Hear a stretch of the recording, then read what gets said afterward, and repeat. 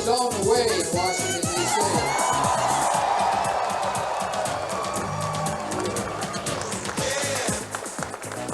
I want to thank the state treasurer, Dozier, for being here. I want to thank Blackwell for being here. I want to thank all the good folks for coming out tonight. I'm honored. I'm honored that so many took time out of your evening tonight to come. I've got some good news from the Commonwealth of Virginia.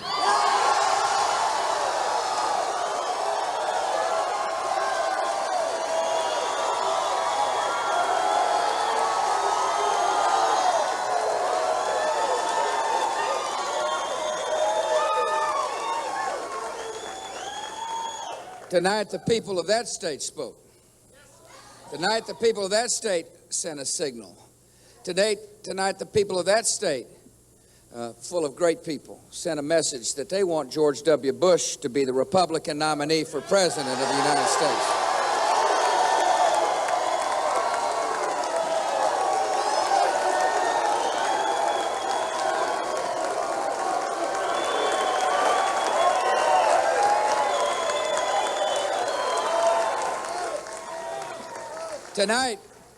Tonight we are one step closer to victory.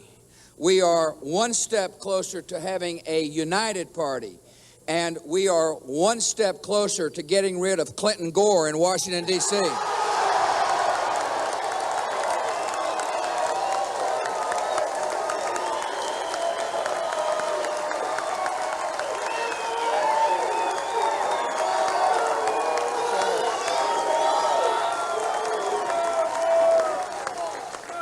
Tonight, in an open primary, by a solid margin of what appears to be 15 to 16 points,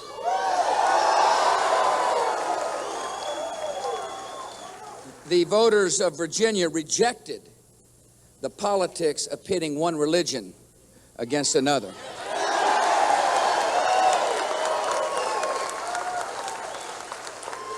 This campaign is winning, and we're doing it the right way. We are uniting our party without compromising principle.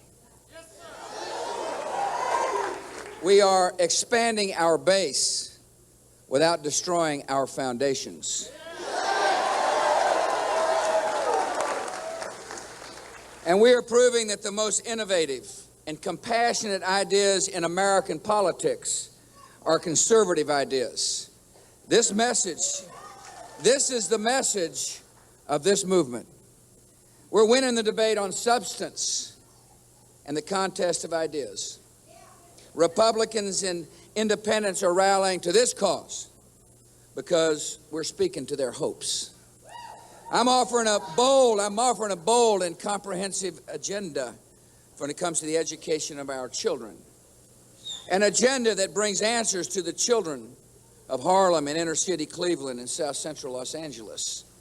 No child in America should be segregated by low expectations. Mine is a plan that will challenge the soft bigotry of low expectations. Mine is a plan that elevates the expectations for every child. Mine is a plan that trusts local people to make the right decisions for schools. Mine is a plan that when implemented, we can say the Republican Party, those conservatives in the Republican Party insist that every single child get educated and no child shall be left behind.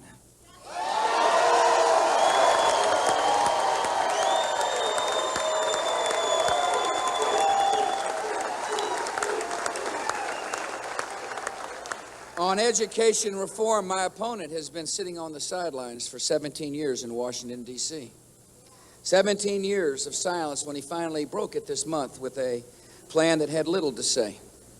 In my judgment, a candidate with no plan for our schools has no plan for America's future and should not be the nominee of our party. This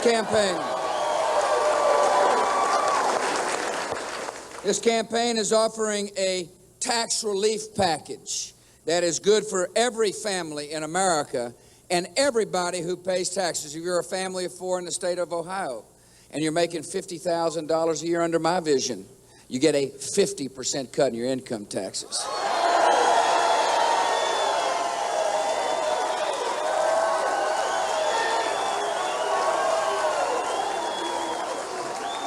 We have a surplus. We have a surplus, which means we have more money than needed. That's the definition of a surplus. This campaign understands that the surplus is not the government's money. The surplus is the people's money.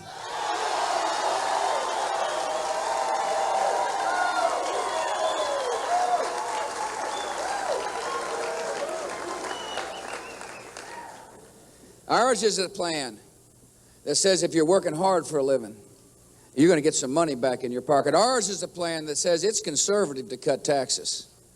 It's compassionate to trust people with their own money. It's compassionate to trust the Americans with their own ability to save and build and dream for their families. Ours is a plan. Ours is a plan that not only offers a tax relief for entrepreneurs. Ours is a plan that hears the voices of those who live on the outskirts of poverty. Ours is a plan that recognizes that the toughest job in America is a single mom with 2 kids. Ours is a plan that recognizes the current tax code. Under the current code, she pays a higher marginal rate for every dollar she earns if she's making $22,000 a year. Ours is a plan that said this is unfair.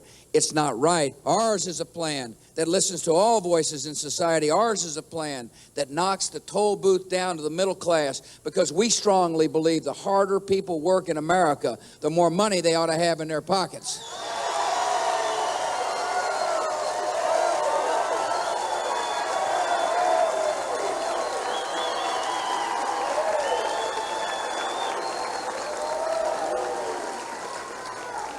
Stands in stark contrast to my opponents, both Republican in our primary and Democrat when I'm the nominee. They wrap their language in class warfare. You see, it's important to have sharp distinctions. We don't need a candidate who in a debate with Al Gore will not sound like opponents. They will sound like a ticket when it comes to giving people their money back.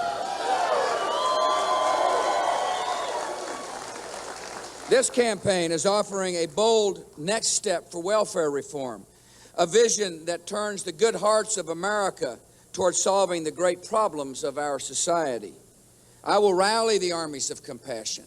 I will call upon the great strength of America, which is the decency and kindness of our citizens. This campaign understands the great strength of our country lies not in the halls of government, but in the hearts and souls of people who've heard the universal call to love a neighbor just like you'd like to be loved yourself. No, the great strength of America must be rallied to help people in need.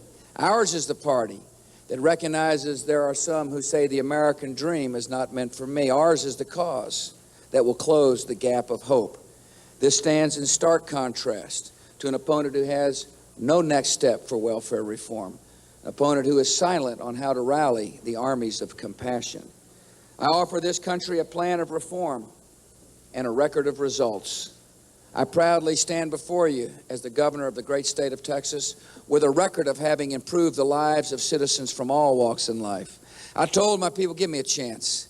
Just give me a chance to improve the education system, and our test scores are up off the chart for people from all walks of life, particularly amongst our African American and Hispanic students. Because you know why? We've abandoned that process of asking how old you are. We now ask the question, what do you know? And if you don't know what you're supposed to know, we're going to make sure you do early before it is too late. I intend to take that reforming agenda to Washington, D.C.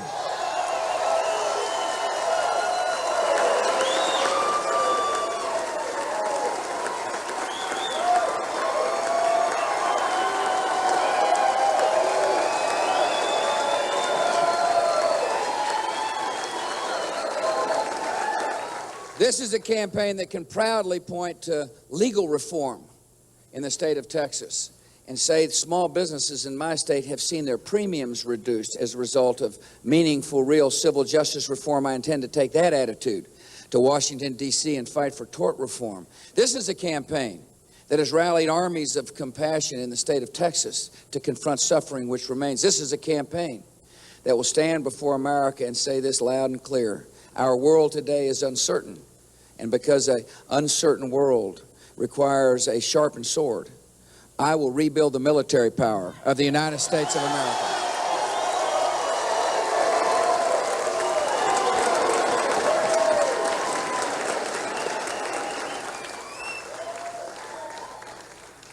My job will be to not only rally the armies of compassion and to lay out a plan to make sure the economy grows, a plan to make sure that Medicare and Social Security are safe and secure, a plan to keep the peace, a plan to make sure our children are educated. But I've got a larger calling. My job will be to lift the spirits of America, to set our sights higher. My job will be to usher in the responsibility era, a culture that will stand in stark contrast to the last few decades, which has clearly said to America, if it feels good, do it. And if you've got a problem, blame somebody else.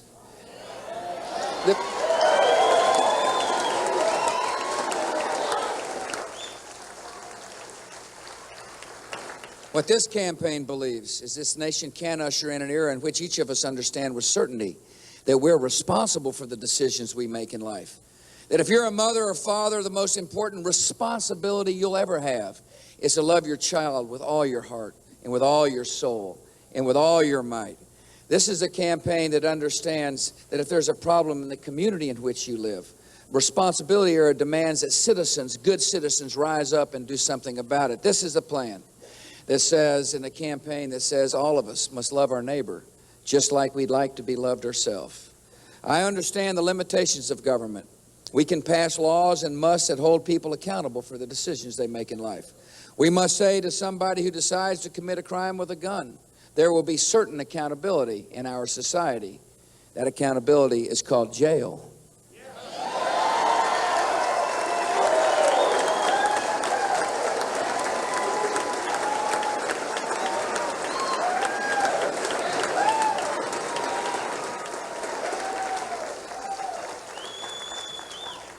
But what this campaign understands is the limitation of government.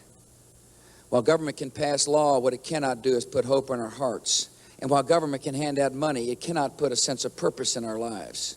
The responsibility era will be ushered in when we find people of faith and goodwill and good heart to help people in need.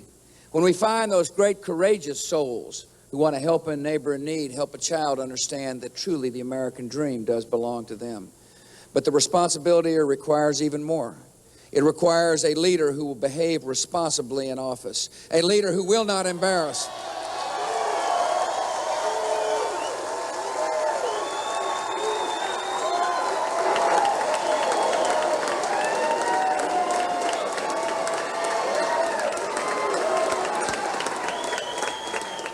Ours is a campaign that, when it's successful, will put a person in office who will not embarrass the moms and dads when they point to the White House.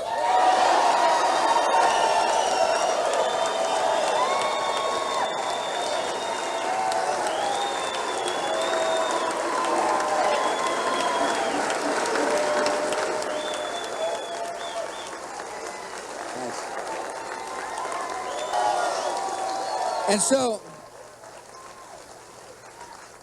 And so I want to thank my friend Governor Gilmore of Virginia and Senator Warner, all the good folks who worked on my behalf, the congressional delegation, but most of all the folks who manned those phone booths, the phone banks, the people who worked hard to turn out the vote. And now the nation's attention will start to turn to states like Ohio. And I can't wait. And I can't wait. I'm here to thank you for the help you're going to do. And 1 week from today, this great state, this important state, gets to continue this march to victory. This state, the Buckeye State, is going to send it.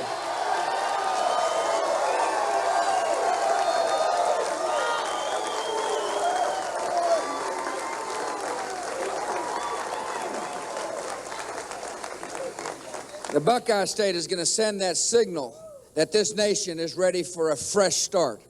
After a season of cynicism, this nation is ready for a candidate who can inspire and lift our needs. Thank you all very much.